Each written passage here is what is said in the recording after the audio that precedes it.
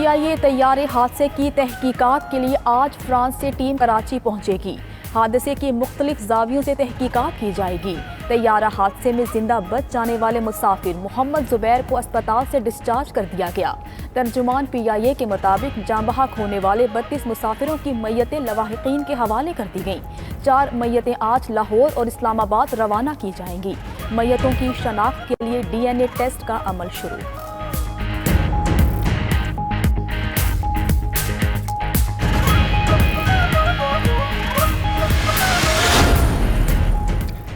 طیارہ حادثے سے چند منٹ قبل کے اینیمیٹڈ مناظر سامنے آ گئے۔ طیارے نے لینڈنگ میں ناکامی پر دوبارہ اڑان بھری تو ایئر ٹریفک کنٹرولر نے 3000 فٹ بلندی برقرار رکھنے کا کہا۔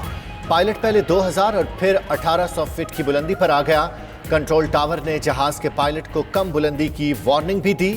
اچانک پائلٹ نے انجن فیل ہونے کی اطلاع دی۔ مے ڈے کی کال دیتے ہی جہاز ریڈار سے غائب ہو گیا۔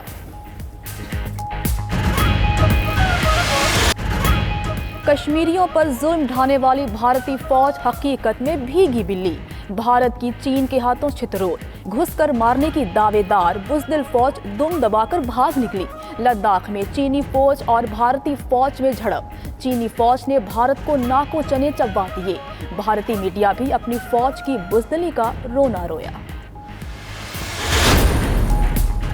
مقبوضہ کشمیر کی متنازعہ حیثیت تبدیل نہیں ہو سکتی۔ بھارت کو قومی عزم اور فوجی طاقت سے جواب دیں گے۔ Army chief general Qamar Javed Bajwa نے کہا کہ پاک فوج کشمیریوں کے ساتھ اظہار یکجہتی کے طور پر عید منا رہی ہے۔ بھارت کنٹرول لائن کی خلاف ورزی کر کے مقبوضہ کشمیر میں انسانی بحران سے توجہ ہٹانا چاہتا ہے۔ عالمی فوجی مبصروں کو مقبوضہ کشمیر کا دورہ کرنے دیا جائے۔ مقبوضہ کشمیر کی صورتحال سیکیورٹی کونسل میں پیش ہونی چاہیے۔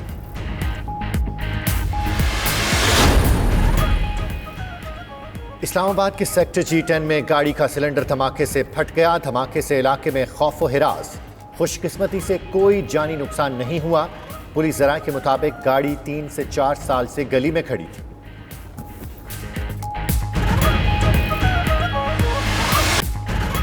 لاہور کے علاقے بلال گنج میں اسپیئر پارٹس کی دکانوں میں آگ لگ گئی۔ 4 دکانوں میں موجود لاکھوں روپے مالیت کا سامان جل کر خاکستر۔ ریسکیو ٹیموں نے 6 گاڑیوں کی مدد سے آگ پر قابو پا لیا۔ ریسکیو کے مطابق آگ شارٹ سرکٹ کے باعث لگی۔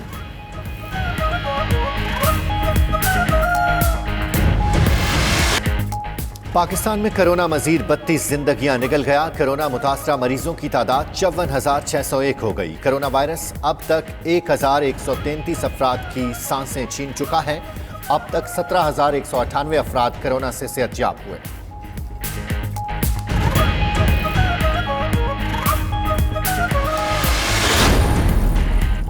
دنیا بھر میں کورونا سے اموات 3,46,000 سے تجاوز۔ متاثرہ افراد کی تعداد 55 لاکھ کے قریب پہنچ گئی۔ امریکہ میں 99,000 سے زائد ہلاکتیں۔ برازیل میں 3,57,000 افراد کورونا کا شکار۔ اموات 22,000 سے بڑھ گئی۔ روس میں 3,44,000 سے زائد متاثر، 3,500 سے زائد ہلاک۔ یورپ اور برطانیہ میں کیسز اور ہلاکتوں میں کمی۔ برطانوی وزیراعظم کا 1 جون سے کچھ پرائمری اسکول کھولنے کا اندیا۔ فیصلہ جمعرات کو ہوگا۔ ایک طرف امریکہ میں کرونا وبا سے تباہی، وہیں امریکی صدر کھیل کود میں مصروف۔ ڈونلڈ ٹرمپ ملکی مسائل سے بے خبر، کلب میں گولف کھیلتے نظر آئے۔